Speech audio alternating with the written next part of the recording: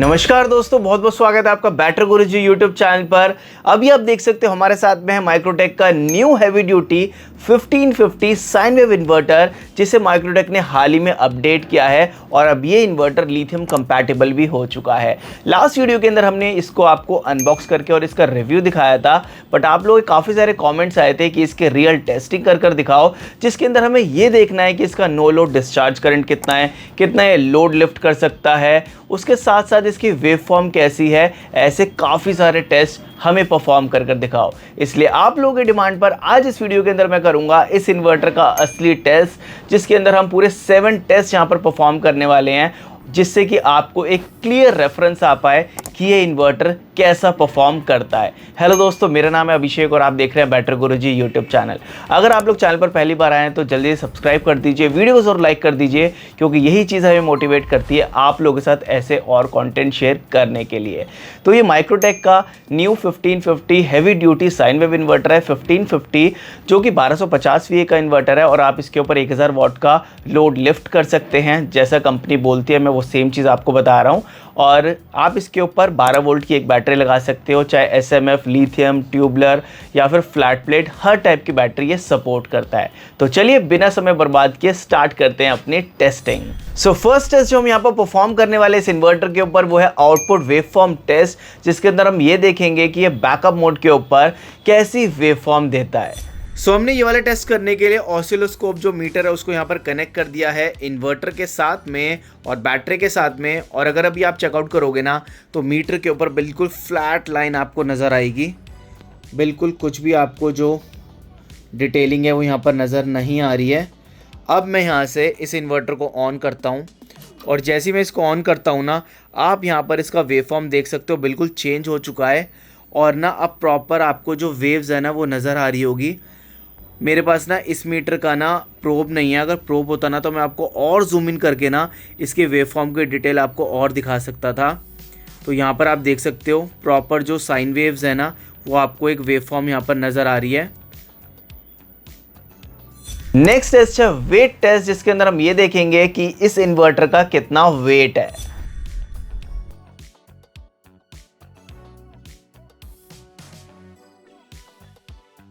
Next test है output voltage test, जिसके अंदर हम ये देखेंगे कि ये बैकअप मोड के ऊपर जो आउटपुट देता है वो कितनी वोल्टेज से देता है, और ये चीज़ हर एक इन्वर्टर की चेक करनी काफ़ी ज़्यादा ज़रूरी होती है। सो आउटपुट वोल्टेज टेस्ट के लिए हम यहाँ पर हेल्प लेंगे अपने इस मीटर का, और अभी हमने इसको कनेक्ट किया हुआ है इन्वर्टर के बैक साइड से आउटपुट सॉकेट से। आप यहाँ पर देख सकते हो, मैं एक बार आपको अगेन यहाँ से इसको ऑफ करके भी दिखा देता हूँ। तो जैसे ही मैंने इसको ऑफ किया हमारा मीटर ऑफ हो गया है। अगेन मैं इसको ऑन करूंगा तो हमारा जो मीटर है वो ऑन हो चुका है। अब आपको भरोसा हो गया होगा कि जो मीटर है उसको हमने इन्वर्टर से ही कनेक्ट किया हुआ है, और यहाँ पर अगर आप देखोगे ना तो ये काफ़ी सारे पैरामीटर्स बताता है और आउटपुट वोल्टेज 228.4 है। कंपनी 230 यहाँ पर क्लेम करती है, ±5% बोलती है, पर यहाँ पर अगर आप चेकआउट करोगे तो 228 आउटपुट वोल्टेज आ रही है, जो कि काफ़ी ज़्यादा सही है। अब आ रही है इसकी साउंड और नॉइस टेस्ट करने की, जिसके अंदर हम ये देखेंगे कि ये आइडियली किस लेवल की नॉइस करता है, बैकअप मोड के ऊपर कितनी नॉइज़ है और इवन चार्जिंग के ऊपर कितनी नॉइज़ है। हर एक चीज़ हम यहाँ पर टेस्ट करेंगे और ये देखेंगे कि नॉइस करता भी है या नहीं करता। सो ये टेस्ट करने के लिए हम हेल्प लेंगे इस साउंड मीटर की, जो हमें प्रॉपर जो नॉइस लेवल है इन dBs वो बताएगा। और यहाँ पर मैं सबसे पहले इन्वर्टर को ऑफ कर देता हूँ और देखते हैं कि ऑफ होने के बाद कितना लेवल ऑफ dB रहता है। बट एक चीज़ मैं आप लोगों को बता दूँ कि बीच बीच में नॉइज़ आ सकती है, क्योंकि हमारा जो स्टूडियो है वो रोड साइड है, तो जैसे कोई व्हीकल पास ऑन करते हैं या हॉर्न बजता है तो यहाँ पर थोड़ा सा लेवल इंक्रीज़ हो जाता है। बट मैं आपको प्रॉपर लेवल बता दूंगा कि कितना कैसे कब था।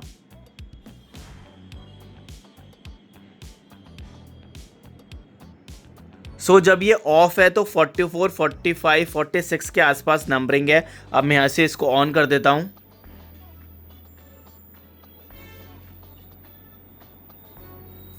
तो यहाँ पर अभी आप देख सकते हो 44, 45 अभी भी मेंटेन है जब हमने इन्वर्टर को ऑन कर दिया है। अब हम यहाँ पर क्या करेंगे, थोड़ा सा लोड चलाकर देखते हैं कि कितना इंक्रीज होती है साउंड लेवल। सो अब आप यहाँ पर देख सकते हो हमने लोड को एक्टिव कर दिया है, और यहाँ पर कितना लोड चल रहा है वो मैं एक बार आपको दिखा देता हूँ।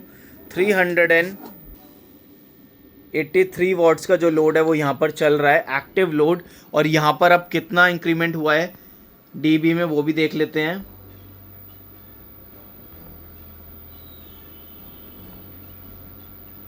यानी कि जब लोड चल रहा है और यहाँ पर जो इस टाइम इन्वर्टर का फैन है वो भी एक्टिव हो चुका है, तो 52-53 डीबी के आसपास जो साउंड लेवल है वो पहुंच रहा है। यानी कि अगर हम पहले से कंपेयर करें तो 8 से 9 जो डीबी है वो सिर्फ यहाँ पर इंक्रीज हुआ है। और मैं आपको एक चीज़ और बता दूं, यहाँ पर अभी फैन भी एक्टिव है, आपको आवाज़ भी आ रही होगी, फैन एक्टिव है। और ऐसा नहीं है कि आपको इसका फ़ैन ऑन होने के बाद कुछ इरिटेट करेगा, ज़्यादा ऐसी कोई नॉइज़ बिल्कुल भी नहीं है।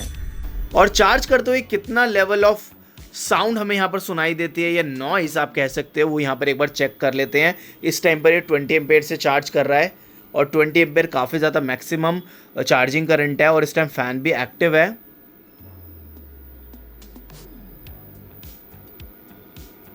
सो 53, 54, 55 सेम जितना लोड लिफ्टिंग के टाइम पर है।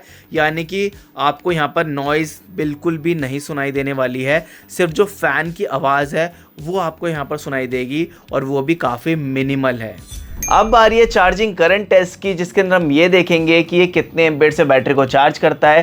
कंपनी बोलती है 10 एम्पेयर, 12 एम्पेयर, 15 एम्पेयर और 20 एम्पेयर से बैटरी को चार्ज कर सकता है। बट इस टेस्ट के अंदर हम ये देखेंगे कि ये मैक्सिमम कितने एम्पेयर से चार्ज करता है।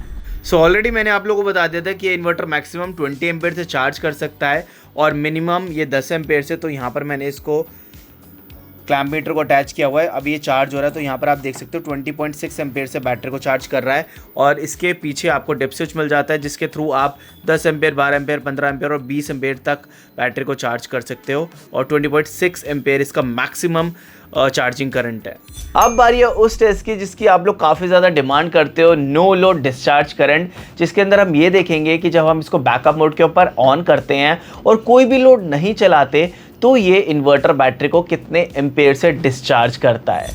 ये टेस्ट काफ़ी लोग करने के लिए बोलते हैं मुझे, और यहाँ पर अब हम उसको भी टेस्ट कर लेते हैं। तो अभी मेरे पास यहाँ पर क्लैम्प मीटर है, इसको मैं अटैच कर लेता हूँ। और यहाँ पर अगर आप देखोगे ना तो 1.5 इसका नो लोड डिस्चार्ज करंट है। यानी कि 1.5 एम्पेयर से बैटरी को डिस्चार्ज कर रहा है, जो कि क्लोज टू 18-19 वॉट के आसपास है। यानी कि अगर आपने लोड नहीं भी डाला हुआ है, इन्वर्टर आपका फ्रंट से यहाँ से एक्टिव है, तो आपका जो इन्वर्टर है वो बैटरी को 18, 19 और 20 वॉट के आसपास डिस्चार्ज करता रहेगा, जो कि कॉमन है सभी इन्वर्टर्स के साथ में। तो ये मत सोचना कि भाई यही सिर्फ 1.5 एम्पेयर ले रहा है, कुछ इन्वर्टर्स तो 1.8 और 1.9 के आसपास भी लेते हैं। अब बारी है हमारी लास्ट टेस्ट की और सबसे मेन टेस्ट की, जो कि है लोड लिफ्टिंग टेस्ट। और ये टेस्ट भी आप लोग काफ़ी ज़्यादा डिमांड करते हो और पूछते हो हर एक इन्वर्टर का। तो इस टेस्ट के अंदर हम ये देखेंगे कि ये कितने वॉट्स का लोड लिफ्ट कर सकता है। सो लोड लिफ्टिंग टेस्ट के लिए यहाँ पर मैंने पूरा लोड रख लिया है। यहाँ पर मैं आपको दो तरीके के लोड चलाकर दिखाने वाला हूँ। एक तो ये बल्ब लोड हो गया और दूसरा यहाँ पर हेयर ड्रायर है। वो इसलिए क्योंकि बल्ब लोड का जो लोड होता है वो एक डिफरेंट होता है, और यहाँ पर मैंने रेसिस्टिव लोड के लिए जो हमारा हेयर ड्रायर है वो रख लिया है, जिसका एक कॉन्स्टेंट लोड रहता है। तो यहाँ पर सबसे पहले मैं आपको हेयर ड्रायर चलाकर दिखा देता हूँ। अभी आउटपुट वोल्टेज आप देख सकते हो 228 है। अब मैं यहाँ पर इसको ऑन कर रहा हूँ और यहाँ पर अभी आप देख सकते हो 700 वाट का एक्टिव लोड यहाँ पर चल चुका है। 191 जो आउटपुट वोल्टेज है वो यहाँ पर ड्रॉप हो गई है, बट जो स्पीड है वो बिल्कुल सही है, उतनी ज़्यादा डाउन नहीं हुई है और कोई ओवरलोडिंग नहीं आ रहा है। अब अगर मैं इससे ऊपर लोड डाल दूंगा ना तो ये ज़रूर ओवरलोड कर जाएगा। तो मेरे हिसाब से इस इन्वर्टर के ऊपर अगर हम रेसिस्टिव लोड की बात करें, जिसका एक कांस्टेंट लोड है, तो आप 700 वाट से ऊपर अगर चलाओगे तो ये ओवरलोड कर देगा। अगर ओवरलोड नहीं करेगा तो काफ़ी ज़्यादा जो आउटपुट वोल्टेज है वो ड्रॉप हो जाएगी। अब बात आती है बल्ब लोड की। तो यहाँ पर मैं बल्ब लोड को चला देता हूँ और मैं एक एक आपको बल्ब यहाँ पर चलाकर दिखाऊँगा ताकि आपको पता रहे कि कितने लोड पर कितनी आउटपुट वोल्टेज ड्रॉप हो रही है। तो अभी मैंने एक ही बल्ब यहाँ पर एक्टिव किया है 200 वाट का, और यहाँ पर 228 आउटपुट वोल्टेज मेंटेन है। अब मैं यहाँ पर सेकंड बल्ब को एक्टिव कर रहा हूँ, तो यहाँ पर 227 है। थर्ड बल्ब को भी मैंने यहाँ पर ऐड कर दिया है 219। अब मैंने फोर्थ बल्ब को भी ऐड कर दिया है। 800 वाट का बल्ब लोड चल रहा है, 206 आउटपुट वोल्टेज आ चुकी है। और अभी इसके ऊपर ना आप एक 200 वाट का बल्ब और इजीली चला पाओगे, यानी कि 1000 वाट का बल्ब लोड आप इसके ऊपर इजीली चला सकते हैं। बट अगर आप 1000 वाट का बल्ब लोड चलाओगे तो ये 200 के आसपास जो आउटपुट वोल्टेज है वो यहाँ पर ज़रूर आ जाएगी। तो जैसे कि मैंने आप लोगों को बताया कि आप 1000 वाट का तो बल्ब लोड चला सकते हो और 700 वाट का एक्टिव लोड चला सकते हो। बट 700 वाट का एक्टिव लोड अगर आप चलाओगे ना तो जो आउटपुट वोल्टेज है वो 190 के आसपास आ जाती है। तो इस चीज़ का भी ज़रूर ध्यान रखें। सो दोस्तों, आप लोगों ने सारे ही टेस्ट देख लिए हैं और उम्मीद करता हूं कि आपको काफ़ी अच्छा रेफरेंस आ गया होगा इस इन्वर्टर का। और इस सारे टेस्ट करने के बाद ना एक क्लियर व्यू बन जाता है माइंड के अंदर कि ये इन्वर्टर हर एक सिचुएशन के ऊपर और हर एक पैरामीटर के ऊपर कैसा परफॉर्म करने वाला है। और ये चीज़ ना एक बायर को, एक कंज्यूमर को काफ़ी अच्छा पॉइंट ऑफ व्यू देती है। तो आप लोग मुझे कमेंट करके ज़रूर बताइएगा कि आपको ये टेस्ट कैसा लगा, और हमने अभी जितने भी टेस्ट यहाँ पर परफॉर्म किए हैं उसमें से आपको कौन सा टेस्ट सबसे ज़्यादा पसंद आया और आपके लिए कौन सा टेस्ट सबसे ज़्यादा ज़रूरी था जानना इस इन्वर्टर का। सो वीडियो को ज़रूर लाइक कीजिएगा, साथ ही चैनल को सब्सक्राइब कीजिएगा। हम मिलते हैं नेक्स्ट वीडियो में, तब तक के लिए जय हिंद, जय भारत।